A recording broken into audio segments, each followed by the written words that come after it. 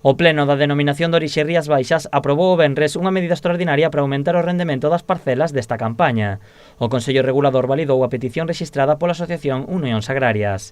Deste xeito, os viticultores da ADO poderán comercializar este ano 13.500 kilos de uva, 1.500 máis que nos anos anteriores. O aumento é moi importante cando se daba unha circunstancia en Rías Baixas que os sector baixaron moito, as ventas van por encima da produción, vámonos a encontrar o 90% das bodegas sin viño en diciembre.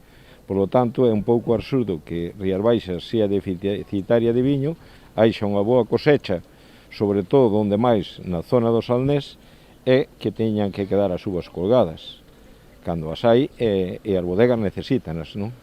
A medida recollerona con alegría en Cambados Pode. A formación xa registrar esta proposta nun pleno do Concello de Cambados no ano 2019 sen ningún apoio. Segundo indican, o aumento terá unha importante repercusión económica en toda a ADO. Nos estimamos que o impacto económico que vai ter isto na comarca do Salnés vai a roldar os 6 millóns de euros e iso é unha noticia fantástica. Unha parte importante desos 6 millóns de euros van a repercutir aquí en Cambados e iso é do que se trata, axudar aos viticultores, que os viticultores non lle queden as uvas nas parras. Esta medida é posible debido á falta de stock nas adegas e a previsión de colleita extraordinaria deste ano.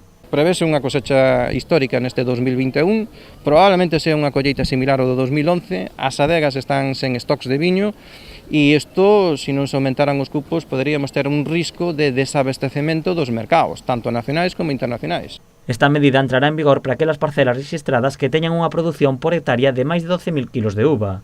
A uva fora da hectárea rexistrada continúa estando prohibida. É que nunca a tarxeta sirva para meter uvas que non son da parcela declarada. A parcela declarada, o ideal é que levara a totalidade das súas uvas que teñen a calidad e cumplen os parámetros da denominación de origen. Nunca facer viño de baixa calidad. A máxima calidad é ser o máximos exigentes.